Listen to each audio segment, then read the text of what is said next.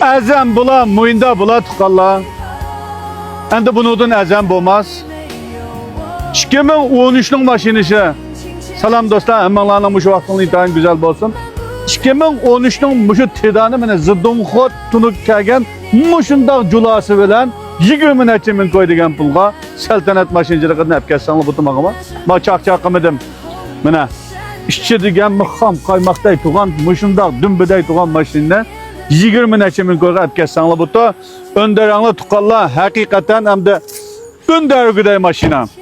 20 necha ming qo'y 2013'ninki Tidan Nissan tuqqanlar mashina mana sizlar ko'rayotgandek haqiqatan pokiza bo'lgan mashina.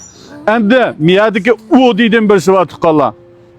2013'ninki Audi Q5 ma mashinami sizlar dafaqanlar necha pulga bersam olib minasizlar. Ma mashinaga o'ndiranglar sizlar o'ylagandan ma'zan so'ratma. Mashina hozir qulamga tushdi, hozir to'g'ri chiqyaptim. Mening bahasini pinglinchida muzokara qilib tuqqanlar. Endi mayada bir tal mashina bor. Buni 20 necha ming qo'yga sotadigan mashina. Bu mashinaning yengilligi shu bayildi bir qatam uchayda tuqqanlar. Bak yengil ekan ma mashinacha. O'tganda men chiqargan men buni doyni ishikib matalab baqsa chiqitdim ava.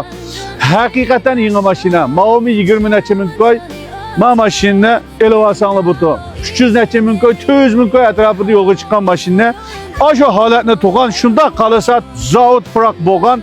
Bunu mashinani tuqqanlar mana sillolardan tortib ojimagan, o'rindiqli maqam qaymoqday turgan ma mashinani 20 necha ming qo'yga saltanatini o'tkazsanglar bu tomoqama tuqqanlar. Amasa o'rnimiz shu alaqaday Xotan shahrining ichida. Kingi zopinda ko'rishlar tuqqanlar. Qo'llayotgan barcha azizlar ko'pdan ko'p rahmat sizlarga. Sizlarning ishlaringiz utuq bo'lib ketsin. Kunlaringlar kundan kunga partiya hukumatimizning yaxshi siyosati ostida hammamizning kunlari yaxshi bo'lib ketsin.